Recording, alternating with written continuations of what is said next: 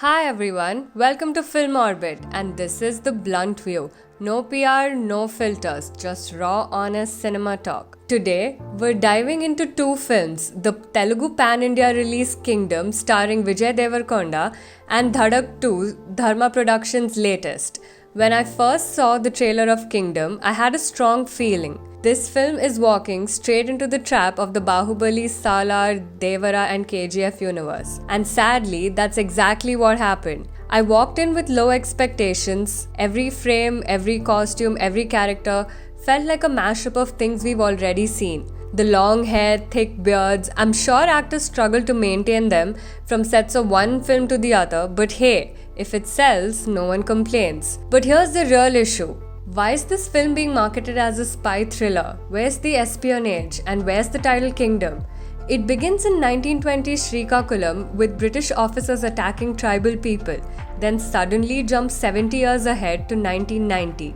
So is it a period film, a spy story, a family drama? Even the director seems unsure. We've said this before. Building cinematic universes and planning sequels in advance is a trend that's now exhausted. What audiences want is something simple, rooted and real. Just look at Sayara, a modest film with no star power and no hype. It became a blockbuster because people connected with its honesty. Or Sue from So, a Kannada film with fresh faces and no marketing. Yet it's breaking records in Karnataka.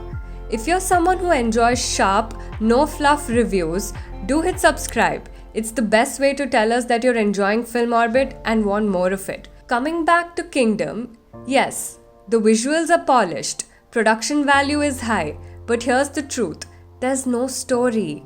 Vijay Devarkonda's hard work is visible, he's trying to carry the film single-handedly, but the script gives him nothing to hold on to. Director Gautam chose a half-baked, outdated plot that doesn't connect. Brothers on opposite paths angle, one's a cop, the other turns criminal. Sounds like Diwar, right? Or at least Naam. Sadly, it never reaches that level, not even close. Once again, content is king, always. And Vijay, you're talented, no doubt. But that Telangana slang you use in every role, it's becoming predictable. This film is set in Srikakulam and demanded a different dialect, but you stuck to the same tone. Time to bring some variation, brother. Same goes for Anirudh. He's delivered bangers before, especially in Rajnikant's Coolie, but here the music just feels recycled. As for the heroine, Bhagyashree Borse, she's barely got anything to do. So, final verdict. Kingdom tries hard but fails to engage. Watch it only if there's nothing else to do. If you found this analysis useful or honest, do like, share and subscribe to Film Orbit. Your support means the world to us and it helps us keep making sharp, thoughtful film content for you. Moving on to Dhadak 2. Let's get one thing straight from the start. It's not a sequel to the Janhvi Ishaan Dhadak. This is a new story, new characters, but once again a borrowed soul. Dhadak 2 claims to be a spiritual sequel, but what it really does is lift the emotional skeleton of the 2018 Tamil masterpiece Pariyarum Perumal and then drown it in the usual Bollywood makeover. You know the drill, more gloss, less guts.